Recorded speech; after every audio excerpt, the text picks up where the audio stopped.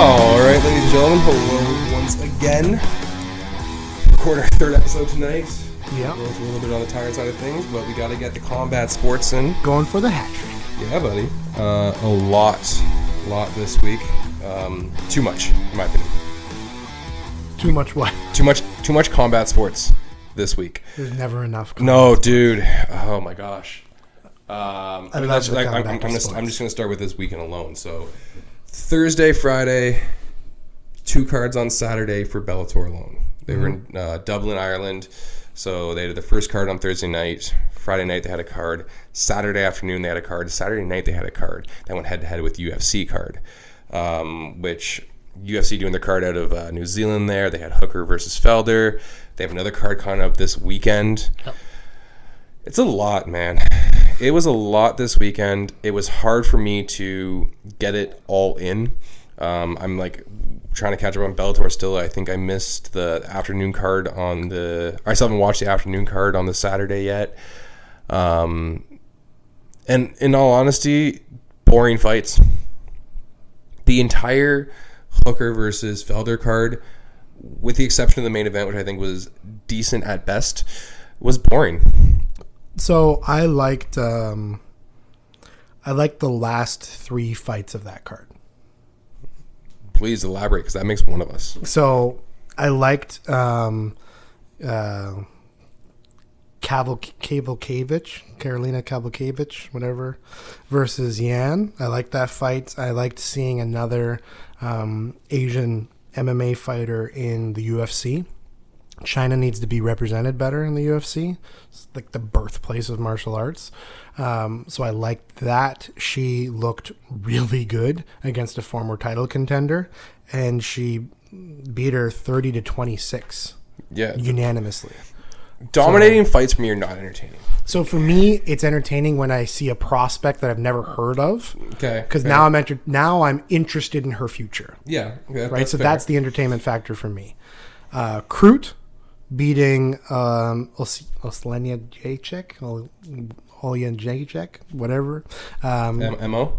Yeah. Just call him MO. Mo Money. So Krut beating him. First of all, Krut, local boy on the New Zealand card, so that was cool. His Kimura was clean. It was.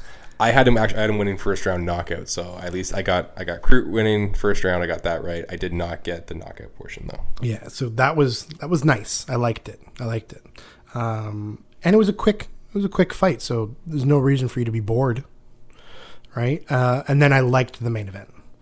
I liked seeing 2 guys go at it, 2 guys who have the respect of many fans, who had kind of lost respect for each other, but ultimately ended up respecting each other at the end of the fight, which I always like to see. It's like a kind of a feel-good moment for professional sports. It's where the arts comes into martial, right? It's like, okay, this isn't just 2 dudes that hate each other punching each other in the face. It's not backyard bar fights. It's not like gladiators and stuff like that. This is, well, in some ways it is, but this is also high-level athletes with expertise dueling in a ultimate game of rock, paper, scissors. Mm-hmm. Just happens to be very painful rock, paper, scissors, right? But like it's you do this, so I do this. Very reactionary, very a lot of scouting involved. It's like the ultimate game of chess, I think, is a better way to place it. So I liked that fight a lot. Paul Felder was a warrior in there, took a lot of damage. Hooker looks like a really complete fighter. Clearly tough as nails. At the end of the fight, Felder saying that he thinks that was it for him. I was blown away that he would be retiring, but then I thought about it, and he's already got this career set up for himself, cage side. Why hurt him? Why suffer any future damage when he can? And he brought up that he's got a 4-year-old at home that he barely sees. Very touching moment. Hooker gave him tons of respect. Felder gave him tons of respect at the end of the fight, so that was cool. Ultimately, Hooker won that fight. Yeah. Looked impressive. Looks like a potential contender. He's got the frame of a UFC fighter. like that modern day kind of skinny long frame. John Jones has it. Max Holloway has it. Anthony Pettis has it. McGregor had it when he was fighting at Feather. GSP had it. Anderson Silva had it. Like all these names I'm talking about, these are these super lanky. They can cover a lot of distance. They have the reach advantage. They can sink in certain submission holds that other people can't because their limbs cover different parts of the body, and are also, because they're skinny, the limbs are actually able to fit in the small gaps. Yeah. But they're still strong, so they're like skinny strong. And they're great outside fighters because of that reach, and they do use it to their advantage very well. And I did notice that in the Felder fight there, Hooker was very good at utilizing that reach. He went for a couple submission attempts. Nothing really productive. I think it was a closer fight than a lot of people assumed. I did have Hooker winning it as well, though. I will agree with the outcome of that one. Coming out of that with Felder retiring, was kind of caught off guard. Do I think he's done? No. He's a fighter. And I think he may have said something afterwards to Hooker, because Hooker said, I don't think he's done. I think that was in the moment. Yep. I spoke to him later, and it sounded like he was a little bit overwhelmed by the moment. You hate to see guys react that way to losing. Like, well, if I'm going to have to now regain my ranking and regain my trajectory, and that's going to take a year. It takes at least 3 fights to get back into that, like, okay, you're a contender again. Not even taking away the fact that he was also medically disqualified. Yeah. So, I think they both were. I think he's like a 6-month medical disqualification. Yeah. Like, it takes a while to bounce back from losses unless you're Jose Aldo. Which is, when you bounce back from a loss to find another loss, it's a whole different story. But Jose Aldo is getting a title shot. Well, that's not a bounce back. Right. But that's being handed something. Yes. Yeah. Right? You don't in this day and age, right? It's not about how hard you work for something. It's about what you give me. So, I'm owed the world. So, but like I said, Saturday night stacked like too much for any fan trying to consume it all. It all ended off with what I think really was the reemergence of boxing back into the mainstream. Yeah, that has to be one of the most watched boxing matches since like Mayweather Pacquiao, Mayweather McGregor. People watched that fight. Multiple people I know that have no interest in boxing watched that fight. This is the first time that a heavyweight match has drawn as many review eyes as this one has since Tyson Holyfield. Since Glory Day. Yeah, since boxing was the thing. Yeah, and boxing has always been. Yeah. And will always be the land of the heavyweights. You have, Canelo versus Triple G, that did great. I think that was DAZN's fight. No, it was a Showtime fight. That was a Showtime fight, actually. Yeah, because Canelo signed his DAZN match after. Sorry, 1 was. 2 was DAZN. But like when it comes down to heavyweights, like I said, it was Mike Tyson. It was Mike Tyson, Vander Holyfield. It was back in the 90s. So it's kind of great to see that the baddest man on the planet, is what heavyweights are considered, and they're getting that draw again. Now as for the fight, though, that was a dominant performance. Okay. Yes. Do I think that it was dominant from the hop? No. Round one, I had Fury, but Wilder didn't look bad. Round 2, Fury catches Wilder with a nasty hook that looks like it ruptured his left eardrum. It instantly starts bleeding. And from that moment on, Wilder was never the same. He was on wobbly legs constantly. He ended up getting knocked down. He went for a double leg takedown in the middle of round 5, I think it was. That was weird. The first knockdown was in round 3. Yeah, sorry, round 3 was the first knockdown there. But it was round 2 was that ruptured eardrum happened. Fury just started picking his shots, was really smart, but like it looked like the fight was out of Wilder at that point. For it to take 7 rounds for Wilder to his corner to throw in the towel, a little disappointed. I think it should have been much sooner than that. When you realize that his ear was bleeding like that and that he was getting beat the way he was, like round 3, round 4, I'm throwing in that towel. There's something wrong. He's going to get hurt. He's not able to protect himself properly. So round 4, I think they didn't throw in the towel because Tyson Fury had a deduction in that round. That's a 1-point deduction for a clinch. Yeah. So he lost a point in that round. So people would be like, you're like, okay, wait, we have a potential now to get back in the fight because we probably won this round. You won 1 round. The thing with it is you won 1 round when your fighter is getting completely dummied at this point. He can't protect himself. He's on wobbly legs consistently. His punch output is minimal at that point. The fact that it took 7 rounds and to see kind of the ass whooping that Wilder took, very disappointed. Where I become more disappointed in Wilder after that is, you know, I get it. You're a fighter, you're a warrior, go out in your shield, all that fun stuff. Don't give your corner shit for throwing the towel to protect you. Didn't he fire him? Huh? Did he? I think he fired his Fuck corner off, man you're that kidding threw me. the towel. He fired him and in many ways blamed him. He blamed him during the fight. So he blamed him in the post-fight interview. Yeah. And the guy that was interviewing him even said, he's like, like your corner, do not be mad at them. They threw the towel to protect you. He's like, I'm a warrior. I go to my shield. I don't care if I get my ass whooped. Bro, you got a ruptured eardrum. Not your responsibility. That's why there's towels in boxing. He proceeds to bitch about how like his legs are wobbly because carrying out the so much for going out of your shield. The fucking you dress like a dumbass. Like you want to put on 40 pounds worth of.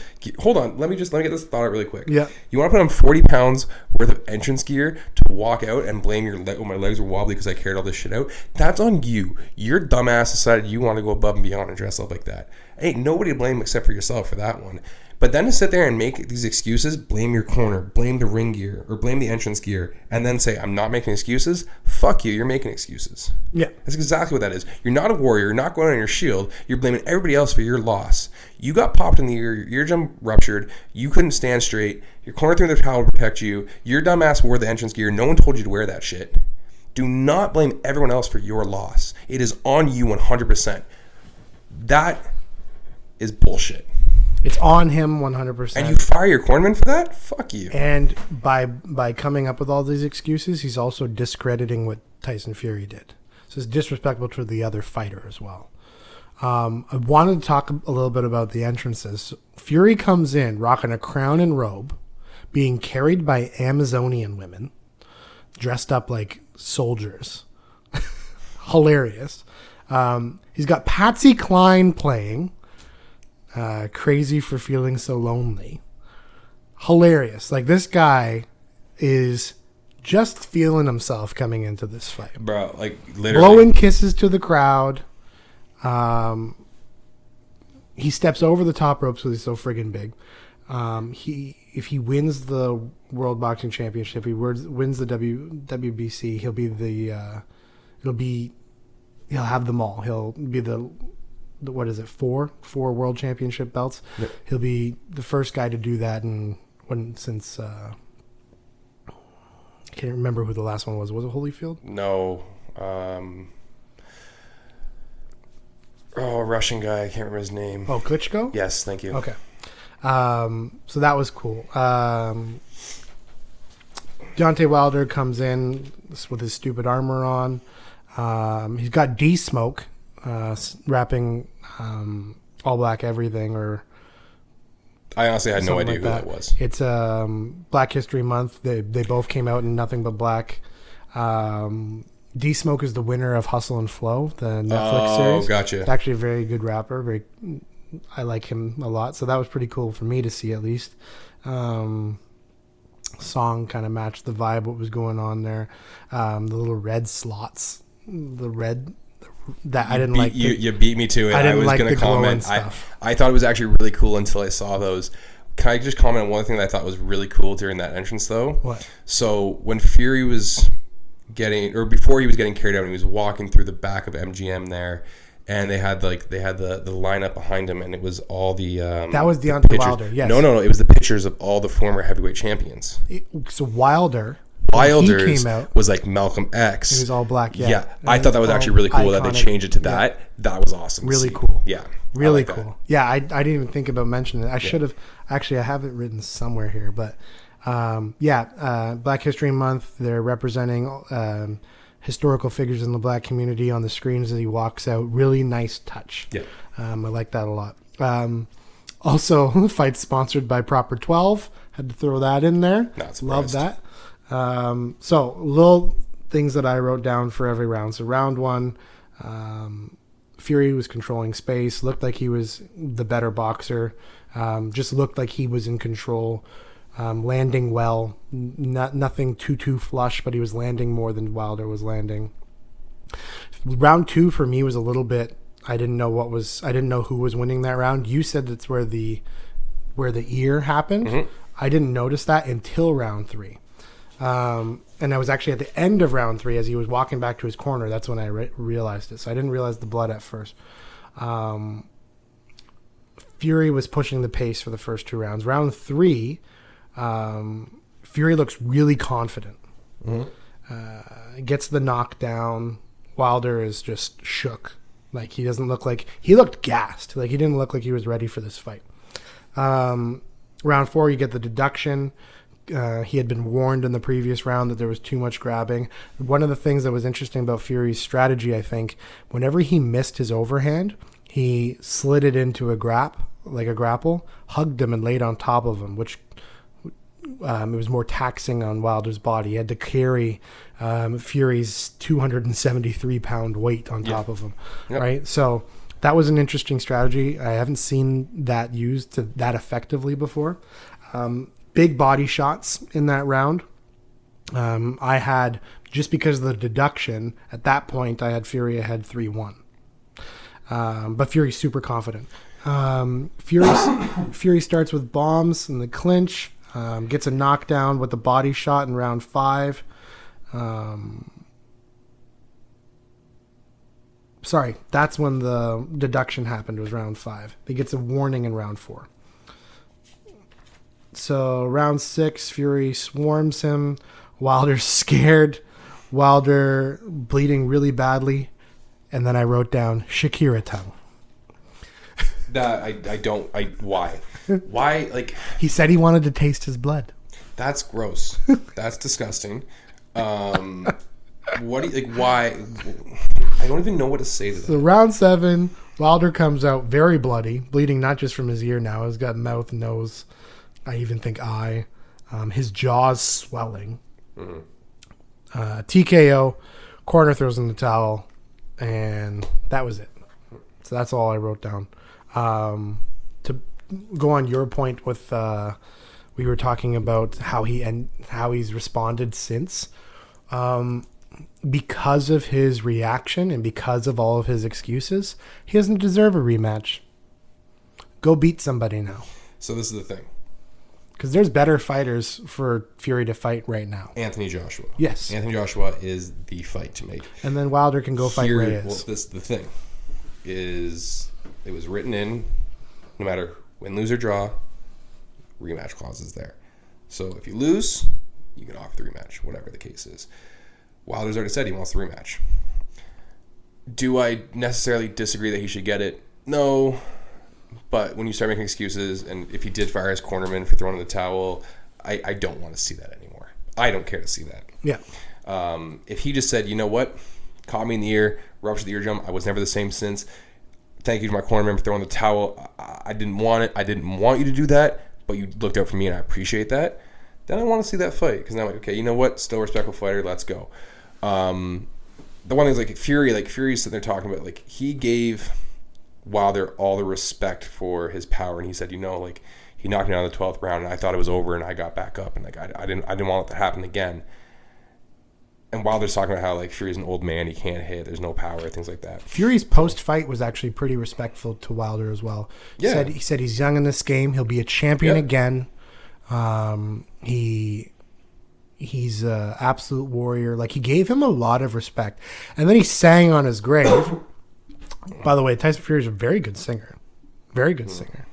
He had a little song. The entire crowd sang along with him. It's a great moment. You stopped watching at that point, right? Yeah, I turned it off just after, I think, Wilder's interview. Tyson. Honestly, for me, like, Tyson Fury's done a lot of things that I do not like about him. Okay. And it's stuff that's kind of like, it's, he says he was in a bad place and it was a darker time, and okay, cool. It takes time to rebuild that character. I still don't, like, for me going into that fight, I was Wilder all day. I really like Deontay Wilder. I thought he was a better fighter. I thought he was the more respectable of the two. And then everything that came after the fight just kind of threw all that out the window. And now I'm like Anthony Joshua all day. So Tyson Fury, I had going into the fight purely because I thought he was the better boxer. I'm not saying I didn't think he was going to win. I just, when it came to my favorites, like out of those two, my favorite, I go Deontay Wilder more because of the person that he was versus Fury, who has said some things that don't necessarily agree with. I was just going with the better boxer. I think Tyson Fury is by far the better boxer. Wilder's a one-punch wonder. If he can't knock you out, he can't beat you. He hasn't had to prove that. That's why. He had his opportunity. He also had a rupture eardrum. Yeah. And he was carrying 40 pounds which of means equipment, blah, blah, blah. Which means he got beat up by the other guy. Yeah. If he can rupture your eardrum, it means you didn't dodge it and you didn't block it. Yeah, no, I do agree with that. What I'm saying is I don't think he has had to prove that he has to go for those long fights because he hasn't been put in those positions. Yeah. He's been able to get a KO pretty quick. He's 29 KOs. He looked schooled from the outset. The moment the fight started, Tyson Fury looked like a way better boxer. Tyson Fury looked like the more aggressive of the two going into round one for sure. Especially when the bell sounds and you literally run at your opponent. You want to talk about UFC 248 I want to talk about 249. 248 just passed. This guy's... No, 248's still coming. It's Adesanya Romero. Isn't that 249? No. I thought that was 249. 247 just happened. 247 just happened? What? Yes. Why am I off by one? I don't know. Neither do I. You were correct. I know. I'm looking at the card right now. 100%. 100%. Okay, so... Not much to talk about on the undercard. Before we Alex Olivier, Max Griffin. That's a nice fight. I'm going to jump to 249 actually. So Zabit, call him Zabit. Zabid, I can never pronounce his last name. Habib? Zabib. Habib. It's Zabib. Habib. Nurmagomedov? Yes. Yeah, I'm not talking about Nurmagomedov though. Oh, who are you talking about? I'm talking about Zabib Magomedov. That's the one. The one that's named like 4 times longer, but sounds so much shorter. Okay. I can't pronounce his last name. I know it. Zabib. Okay. He wants a top 5 at 249. So we talked about it a few weeks ago, and I said I was a huge fan. I definitely think he's got a lot of potential. Now, do you think that he's ready for that top 5? First of all, what weight class is this? He is at Feather. Or sorry, welter. My apologies, welterweight. I don't know no, he's at Feather. You're right. Is it Feather? Yeah. No, yes, he's at Feather. Zabit. Yes. Megamed Shapirov, by the way. Yes, Mega Man Shapirov. I'm calling him Mega Man. Mega Man Shapirov. Nah, man, Zabib Mega Man. Mega Man is his new nickname. I love it. So, first of all, he is currently ranked 4th. So, yes. He's ranked 4th? Yeah. Wait, whoa. He's ranked 4th, so he deserves really? top 5 because he's in the top 5. I thought he was ranked at like 10th, though. He was. Unless, maybe it's lightweight? What? I might be talking about the wrong weight class. Give me 1 second. Are we talking about different people? No, we're talking about the right peoples. Zabid? Zahabit? I don't know why you gotta roll your Zs like that. Maybe he was... fuck, man. So above him in the rankings, we have Ortega, Holloway, and Volkanovski. Yeah. So what the fuck? So who does he deserve? He's ranked number 3. I have him here as number 4. UFC on the app, ranked number 3. Where do they have Holloway on that? They don't have him on that? Holloway at 1. Where do they have Ortega? 2. Oh, I see what you're saying. You're counting Volkanovski as 1, aren't you? Yes, gotcha, I am. Gotcha. Yes, I am. I'm looking at a different list. Sorry. But yeah. So when we last spoke about this, he was ranked... He was lower in the list. He was ranked like 7th or 8th. Yeah, he was lower in the list. Yeah. Mega Man. Mega should fight the zombie. Korean Zombie. I like it. I like that fight. Ortega's not cleared yet, right? Correct, Mundo. But he did say there was a big fight upcoming. You don't think he could fight Holloway? Is Holloway? Holloway's not going to fight within one card. Within one card. Well, you have 248 and then 249. Is he on 248? No, he's not going to fight within I don't see Holloway fighting within the next month and a half. Put it that way. Holloway's always fight ready, though. No, isn't that one of the things he says? That's why he stepped up for the. Hey, let's see if it fight happens. At lightweight. Let's see if it happens. I'd like to see Zombie. I'd like to see Magomed versus Zombie. That would be the fight I would want to see. Because I want Holloway's next fight to be Ortega 2. Yeah. Okay. Right? I'd like to see that fight be run back. Upcoming card is Benavidez versus Figueiredo. UFC Don't really care Fight Night about this 169. card at all. I'd like to see Benavidez fight again. The only things that matter on this card, Felicia Spencer. yeah, and Megan Anderson are both fighting on the card. So you have two featherweight contenders fighting on the card. So they must be trying to do something with the women's featherweight division. Probably trying to build up somebody that can fight Nunez. Yep. That's the only reason I see them being on the same card. Benavidez versus Figueiredo. I have Benavidez winning that fight. After that, does he fight who for the flyweight belt? Or is that for a belt? No. Are you sure that's not for a belt? I don't think so. I think it might be for a belt. What belt? Flyweight. No, because Henry hasn't released it or He hasn't dropped it? No. I thought the UFC made him drop it. Or it might so. be for the interim title. I mean, it could be for an interim title, but And then I'd like to see Pantoja get a shot against Benavidez for that belt. If Benavidez wins that belt. Benavidez and Yeah, it says, will Pedro Benavidez finally become... flyweight. Yeah. But it's not for the title. So why are they saying, will he finally become a champion? Because I guess you had to go on afterwards the fight. But it's not. It doesn't look like it's for a championship. I'm not seeing that anywhere.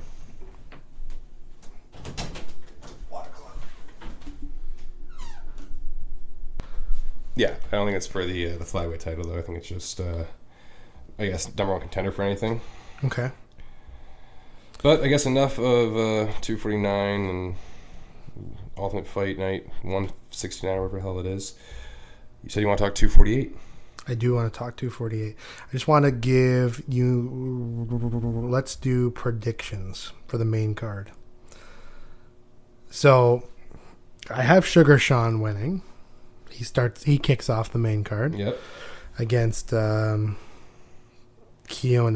I don't know Quinones. And he's a big favorite in the card. So I'm saying Sugar's winning. Be great to see him get upset, though, because I think the man needs to learn some things still. See, I think O'Malley gets upset when he goes in for that first title fight and just gets dominated. And shown that there's levels to this? And shown that he's not as good as he thinks he is. Mm-hmm. I don't think he has that championship pedigree just yet. I think it's something that he could eventually get. I think he's, like, don't get me wrong, super entertaining. Love watching him. Yeah, a lot of these Contender Series guys, though, they come off a dominant win in the Contender Series, and then they think that they're UFC fighters. Yep. It's like, oh, wait. There's a whole other level of competition, and there's a reason why you weren't in here before. Yep. I see, like I said, it's going to be... He's going to lose, like... Get the championship fight, lose, like... Or even a number one contender fight, and lose, like... second round submission after just getting dominated. Mm-hmm. Magny versus Lee. I'm not too familiar with Lee. Magny, I know. Yep. Magny's a skilled fighter. Lee's the favorite. It's where is this card?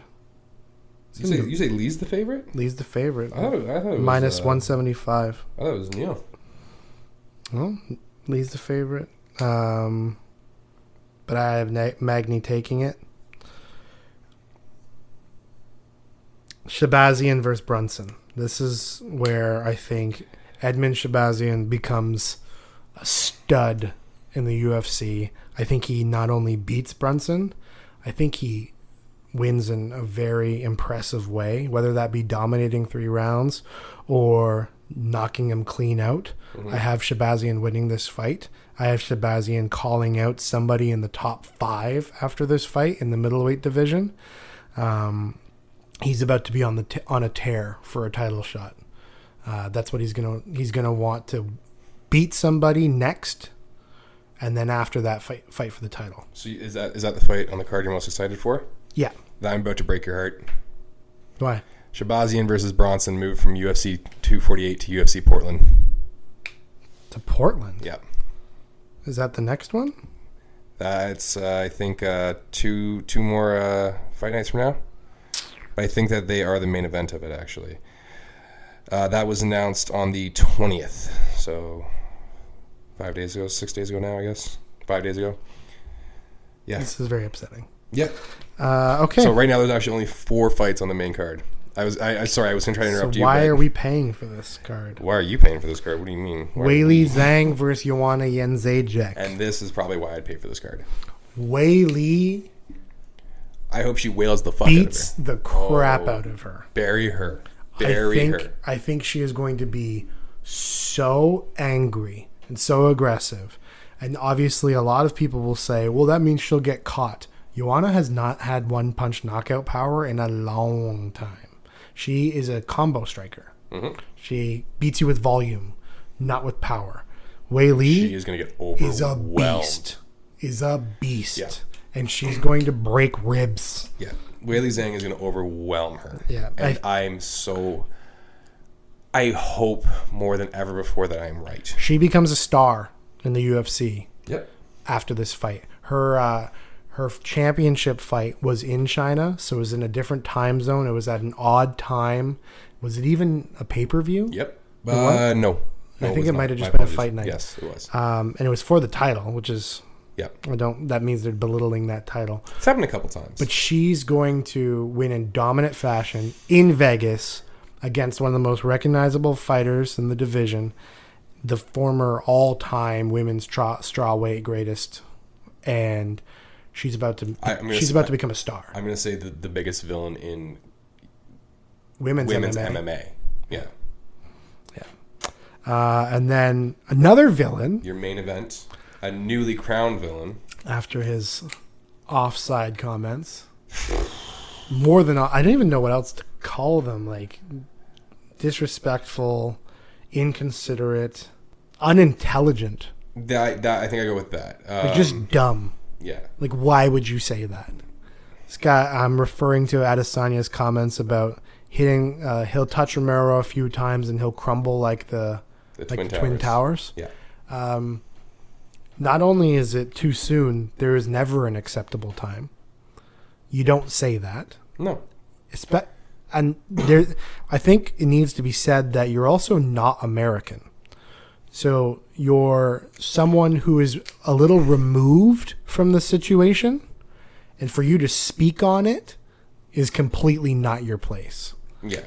Right? If an American said it, they would have been really pissed at him. I think it would have been just as bad.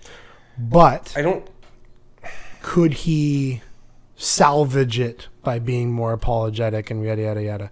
Has Adesanya apologized for Yes, he has apologized. He has since apologized. What was his apology?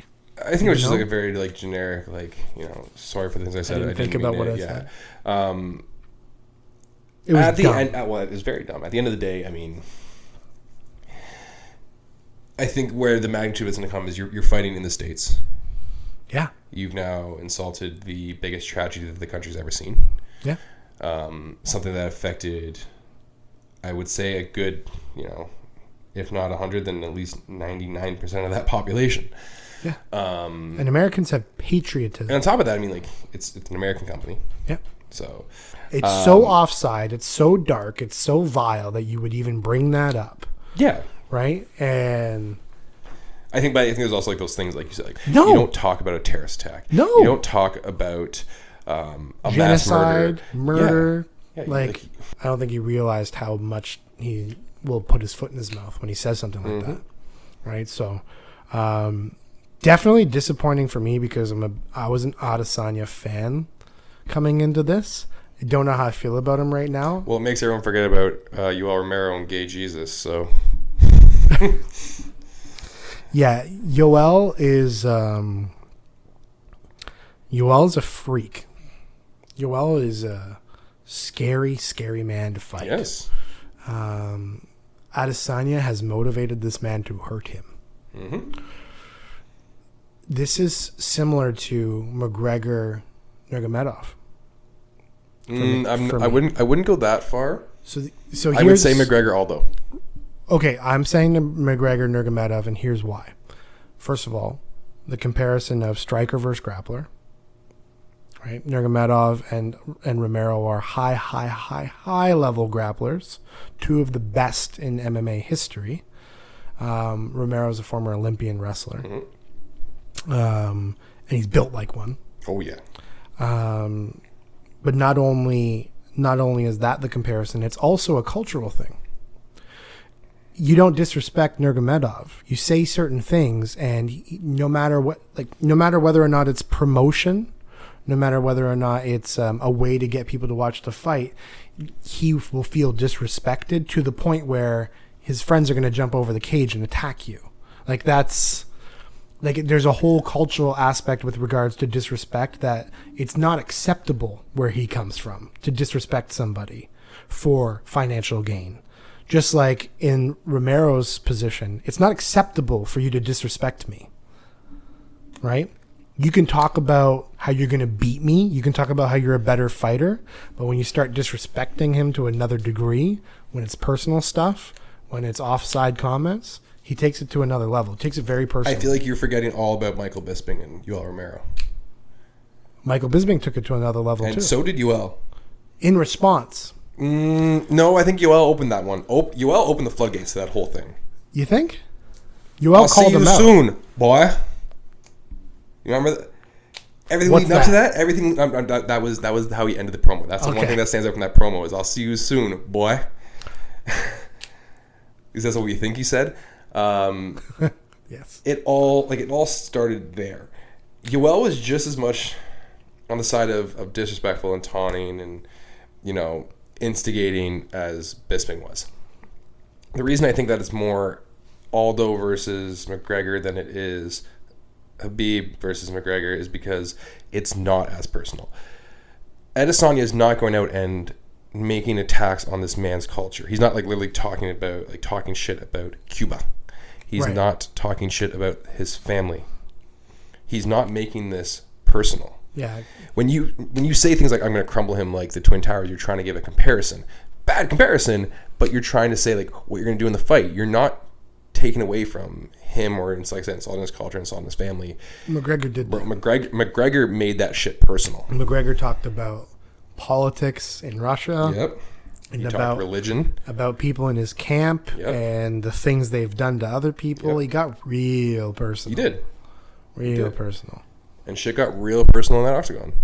Yeah. That's I don't think and even when they had the press conference, what was it, a couple weeks ago?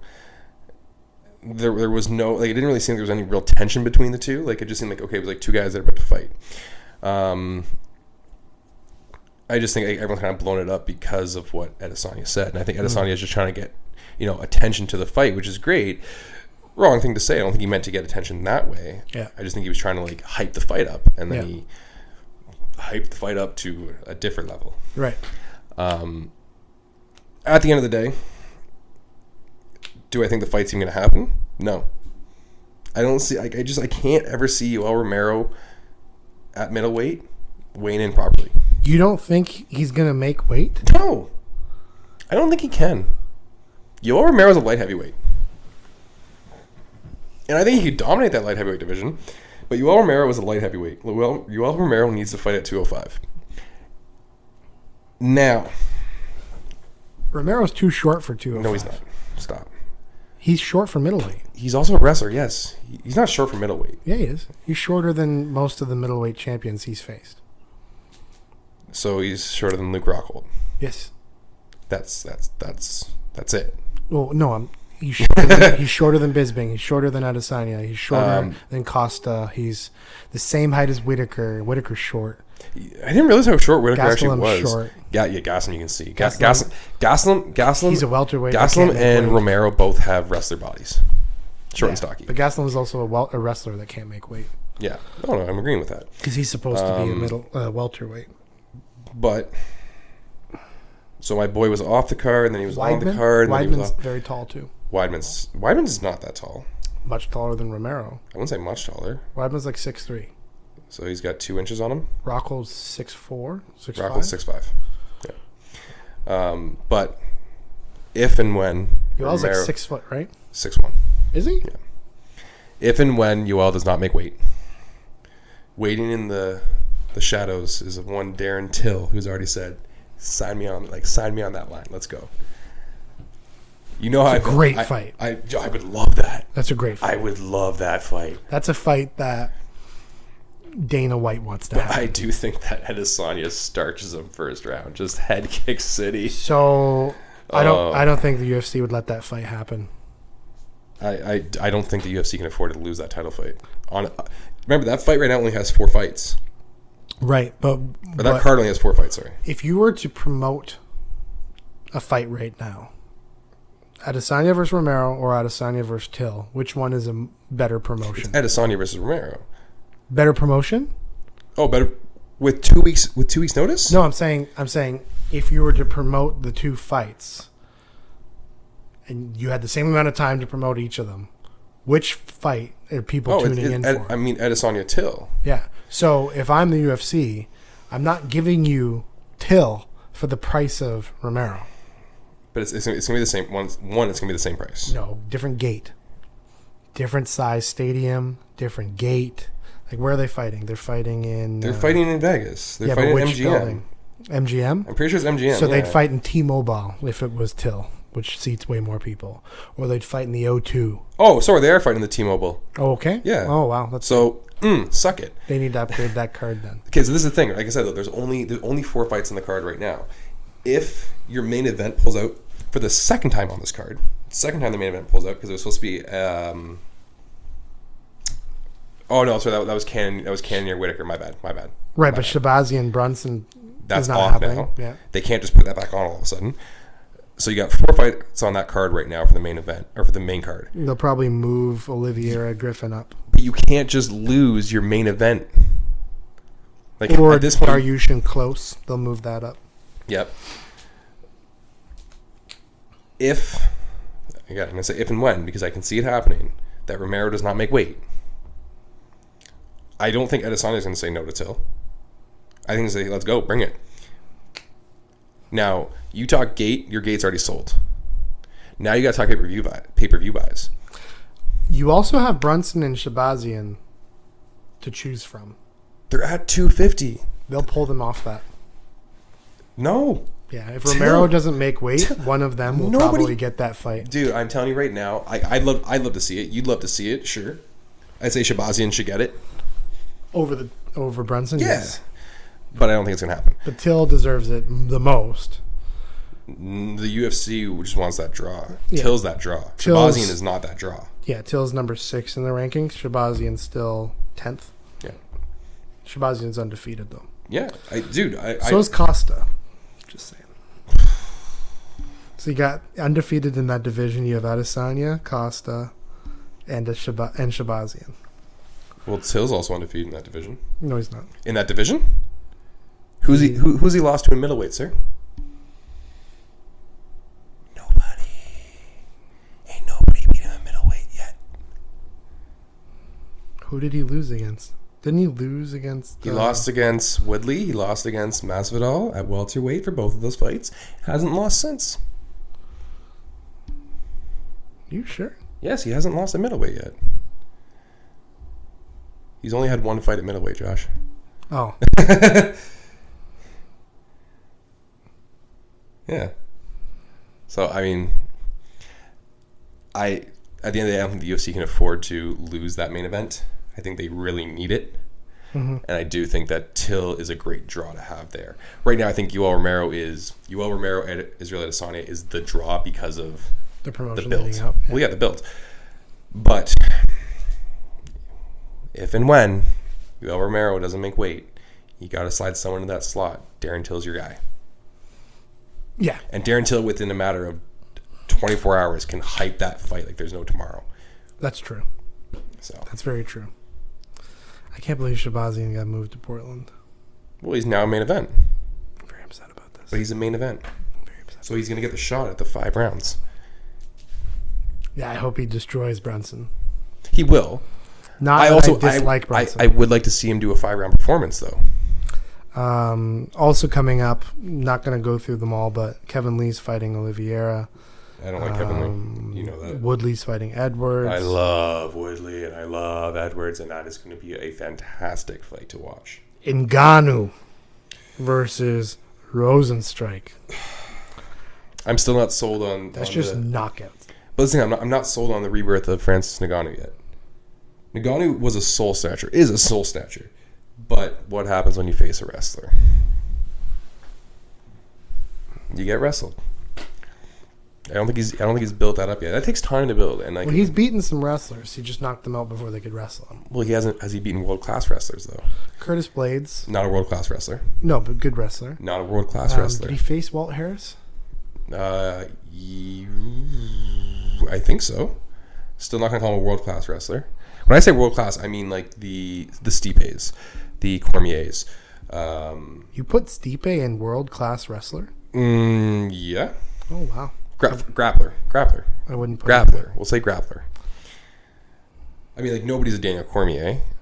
Nobody's Danny Cormier. Unless you're John Jones. There's not a lot of elite wrestlers in the heavyweight division anymore. Which is so weird. Actually, the best heavyweight wrestler he beat was Cain Velasquez. Who? Ngannou. Oh, yeah. That was also like He knocked him out in 26 seconds. there's a reason Cain Velasquez is now in the WWE. He's not in the WWE, is he? Yeah. They signed him to a contract? Yeah. Where? He's already had a match Yeah, that's it, though, against right? Brock Lesnar. Was he in the Performance Center? Yeah. Okay. With Tito Ortiz right now. Yeah, so he's beaten DeSantos, Cain Velasquez, Curtis Blades. He lost to Lewis and Miocic. He beat Overeem Arlovski. I wouldn't even call Lewis a world-class wrestler by any means, but there's somebody that just like out-wrestled him. No, that Lewis fight was just the worst fight I've ever seen in my life. Right. There was no wrestling. Okay. Let me rephrase that then. There's two heavy dudes. He rubbed his body against Ngannou's body. Yes. Yes, you're right. Yes, That there was was a lot such a of poor rubbing going on. Yes. Yeah, and those were his only two fights that ever went to decision, and he lost both of them because he loses decisions. I'm still not, like I said, I'm not sold on him yet. But Curtis Blades 45 seconds, Cain Velasquez 26 seconds, Junior Dos Santos a minute and 11 seconds. He also hasn't had his chin tested yet, which is something that I really want to see happen. The closest thing to having his chin tested was Alistair Overeem. We're talking to Alex Overeem. That's not. Actually, Dos Santos also landed a pretty big shot on him, and he shook it off like it was nothing. Was it clean connect on the jaw? Yeah. I don't remember that fight, to be honest. Yeah, I'm pretty sure. And Overeem landed some things, but then got the hardest uppercut I've ever seen. I remember. Oh my gosh, that I'm man's surprised head. Overeem still fights. That man got uppercutted so hard he turned into a Pez dispenser. Yeah, like that was gross. yeah. I'm really surprised he's still fighting. I don't know why. Or go back to Ryzen. Like go fight in Ryzen where you can juice up again, because you need it. I'm sorry, he does. That's my guy. Okay, come on. Since Alistair Overeem has been in the UFC, he's been a bust. That's my guy. Dude. It's okay to admit it. He was great. He was great when he was in K1. That's my guy. I know it's your guy. I love Overeem. I know, but we have to admit the fact that it's kind of like Vitor Belfort. Like once Vitor Belfort wasn't allowed to take what's it called? I don't want to say HTC, but it's not HTC. That's a phone company. Human growth hormone. Yeah. HGH. HGH, thank you. Yes. There was a whole new Vitor Belfort. Same thing with Overeem. Once HGH wasn't an option, It all went downhill. Even worse for Overeem's brother. Oh, yeah. He completely fell off. Yeah. That's also like the Nogueira brothers, too. Yeah. Do you remember the Venom days? When they all wore Venom. Oh, yeah. Whenever we were sponsors, though. Sick. It was like Venom, Team Punishment, which is Ortiz's group. Head Rush. Affliction. Yep. Affliction ended up breaking off in their own promotion through Randy Couture. Yeah. That lasted one card, I think. What else? A bunch of them. There was what was the one that Shogun was a part of with the eyes? I had the shirt at home too. Oh yes, I can't remember what it's called. Starts with a B. Bad Boy. Bad Boy. It was Bad Boy, I'm pretty sure. Silver Star. Yep. Silver Star had Anderson Silva and GSP. Mm-hmm. What was the one that Machida was a part of with the purple circle? Purple circle. I can't remember. You know what the best sponsor was though? Was Condom Depot. Every fighter for a while had Condom Depot written across their ass. Harley Davidson. Yeah. Well, there was like Tap Out for a while there. Bud Light. Yeah. Like it's... Okay. We're dwindling down. All right. So that's MMA and boxing this week. Yeah. Thanks for tuning in for our... Dude Wipes. Dude Wipes. Science. The powered the energy drink? Yeah. The gun store. Oh my goodness. Yeah, well, thanks for tuning in, everyone. Good times had by all. Yeah, until next time. Take care, comb your hair. Oh yeah, check us out on Instagram and Twitter at 2 Strikes Pod. We're coming on YouTube soon. Next week. We're gonna have the video recording up. Oh, he's getting filled. All right, good night, guys.